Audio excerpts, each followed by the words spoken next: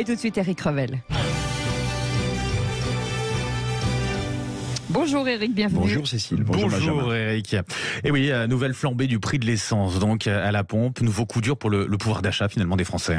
Bah oui, c'est mauvaise nouvelle, très nette nouvelle flambée du prix des carburants, près de 9 centimes de hausse pour l'essence, alors que le prix du gasoil en moyenne reflue quelque peu.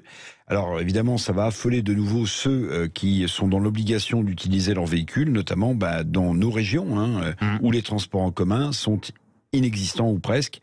C'est un vrai sujet et on en parle partout ce matin dans les cafés et ailleurs. Bien sûr. Il y a des mesures dans les tuyaux, mais que prévoit le gouvernement ? Parce que la remise de 15 centimes dont on parle à la pompe, elle n'est pas éternelle. Non, elle n'est pas éternelle, elle va s'arrêter le 31 juillet. Donc le gouvernement prévoit de mettre en place, comme Emmanuel Macron s'y était engagé pendant la campagne électorale, le gouvernement prévoit de mettre en place un mécanisme pour, entre guillemets, les gros rouleurs. Alors bon, c'est compliqué de définir la notion de gros rouleur, mais en tout cas, le mécanisme est à l'étude, qui viendrait donc en soutien à la fin juillet, parce que je le rappelle, c'est au 31 juillet prochain que l'aide de 15 centimes par litre décidée par l'État, que cette aide s'arrêtera.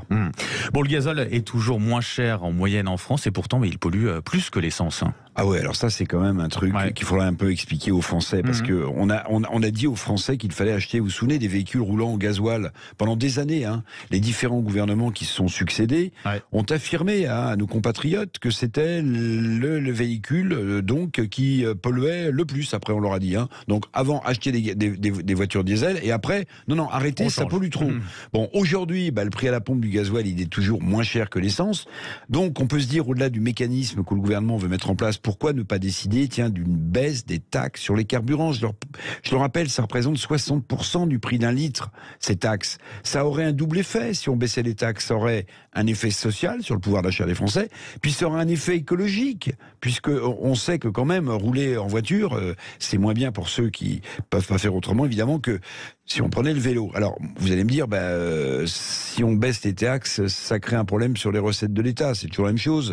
Mais au vu des finances publiques françaises en ce moment, parce que Bruxelles, dans sa grande bonté, diffère encore d'un an jusqu'en 2023 le retour à la rigueur budgétaire, au vu de l'état de nos finances publiques, je serais tenté de dire, écoutez, lâchons un peu sur les taxes sur le carburant, ça permettra aux Français de récupérer du pouvoir d'achat. On le demande, le gouvernement peut décider, d'une baisse, urgente, des taxes sur l'essence. Si on en revient sur les causes, Eric, quelles sont les raisons actuellement de cette flambée à la pompe du prix des carburants ? Alors moi j'en vois deux, Benjamin. Comme Bruxelles cherche à imposer, vous le savez, vous en avez parlé, un embargo sur le pétrole russe, par définition, les prix montent mécaniquement parce qu'on craint qu'il y ait un problème d'offre. Et puis comme dans le même temps, l'OPEP, l'Organisation des pays producteurs de pétrole, ne veut pas accroître sa production, vous avez une demande forte et une offre de pétrole réduite. Ça pousse les prix à la hausse du pétrole et donc de l'essence et du gasoil. Il y a une autre raison aussi, un peu plus saisonnière aux États-Unis.